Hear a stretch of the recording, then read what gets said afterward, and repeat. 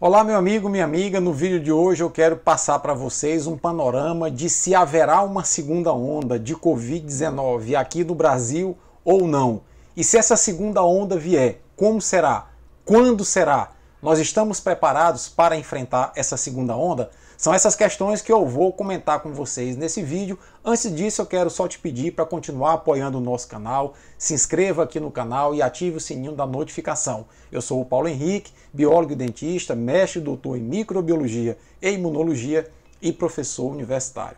Pois bem, a China já se apavorou com uma possível segunda onda em seu território, o continente europeu do mesmo jeito, há relatos de aumentos de casos na Itália, no Reino Unido, na Espanha, na Alemanha, enfim. E a Europa está colocando as suas barbas de molho em relação à segunda onda da Covid-19.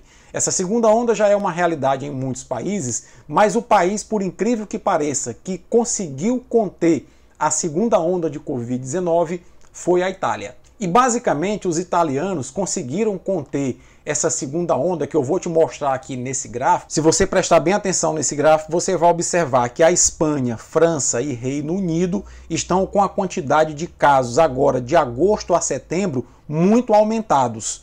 Em relação a esses países, observe que a Itália, que anteriormente lá na primeira onda foi o país que mais sofreu junto com a Espanha, está lá embaixo com os índices muito próximos da Alemanha, que sempre soube enfrentar a Covid-19, já desde a primeira onda até agora. E basicamente as explicações dos especialistas para o bom desempenho da Itália conseguindo frear essa segunda onda de Covid-19 lá na Europa são as seguintes.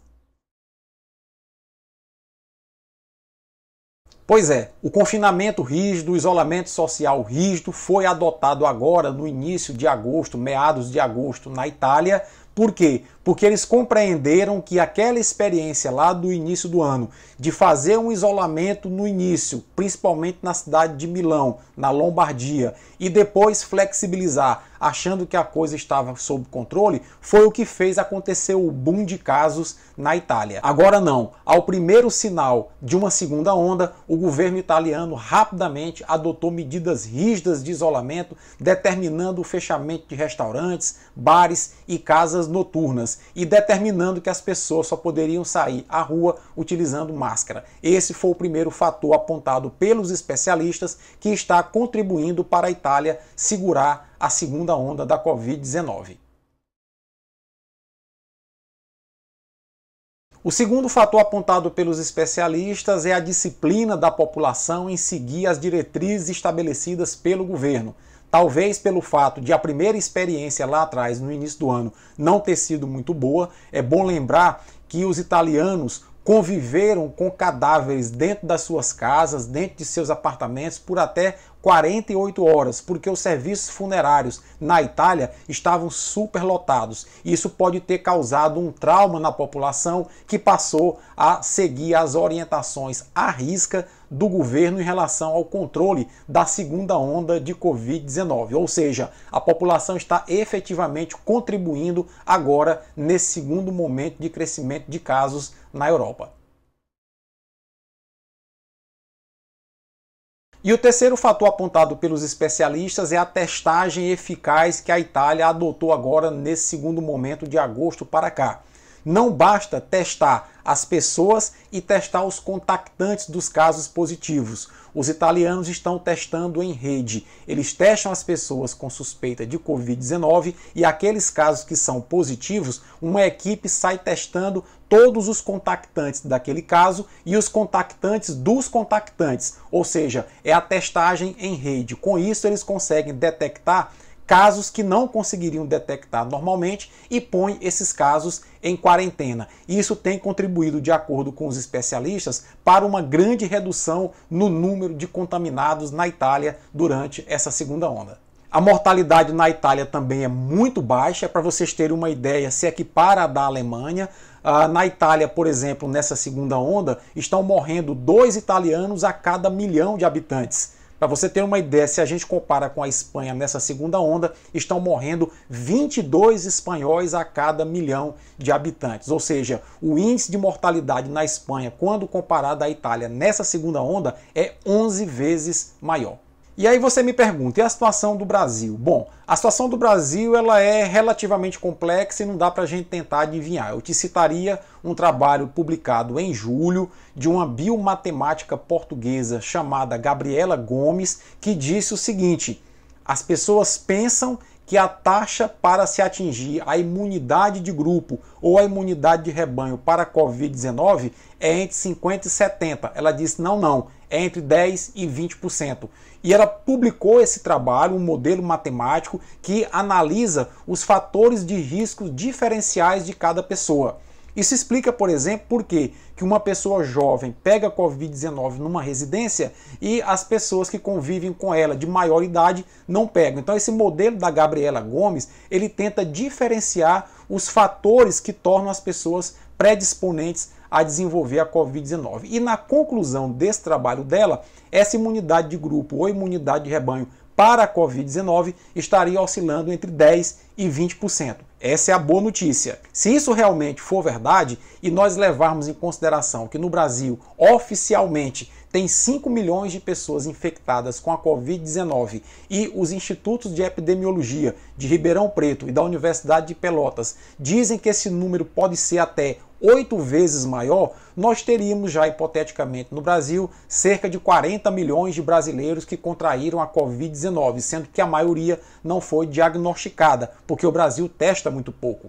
Se isso for verdade, 20% da população brasileira já teria contraído a Covid-19 e o Brasil, pelo modelo da Gabriela Gomes, já teria atingido a imunidade de rebanho. Nesse cenário, se esse trabalho for verdade, se essa teoria dela for verdadeira, o Brasil não deverá ter uma segunda onda. Mas vamos imaginar que a Gabriela está errada, que a imunidade de rebanho para ser atingido, a imunidade de grupo para ser atingida em relação à Covid-19 em um país, deva ser de 50% a 70% das pessoas imunizadas.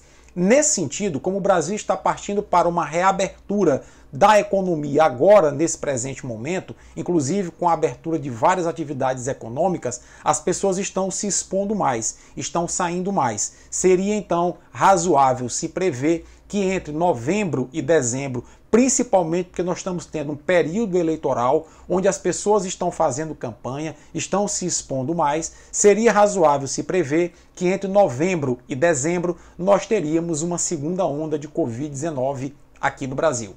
Então eu acredito que ainda é uma incógnita se nós iremos ter ou não uma segunda onda. O que nós podemos fazer é observar outros países que estão tendo uma segunda onda e tentar nos resguardar, adotando as medidas cabíveis para tentar minimizar os impactos de uma segunda onda. Nesse sentido vem a pergunta: nós estamos preparados para enfrentar uma segunda onda? Na minha opinião, não. Nós não estamos preparados, nós não temos testes suficientes, nós não temos uma economia robustecida para garantir que as pessoas fiquem mais algum tempo em casa caso venha uma segunda onda. Nós não temos um planejamento, por incrível que pareça, ainda para o enfrentamento da pandemia de Covid-19, nos aspectos social, econômico, educacional, de saúde, enfim. Não há esse planejamento porque simplesmente nós não temos no governo federal o elemento canalizador dessa articulação junto a estados e municípios. O que há, na verdade, é um cabo de guerra, é uma disputa política entre os entes da federação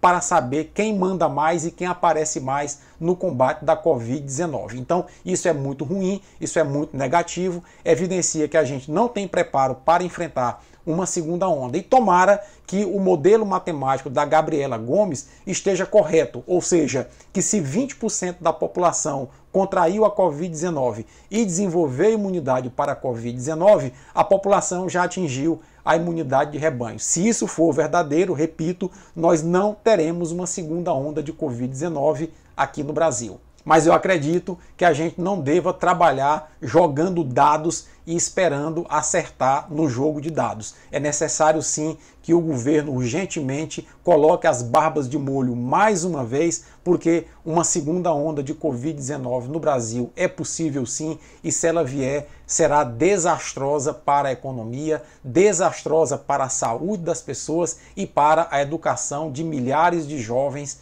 nesse país. Se você gostou desse vídeo, dá uma curtida, não deixa de compartilhar, pode também deixar o seu comentário. Forte abraço e até a próxima.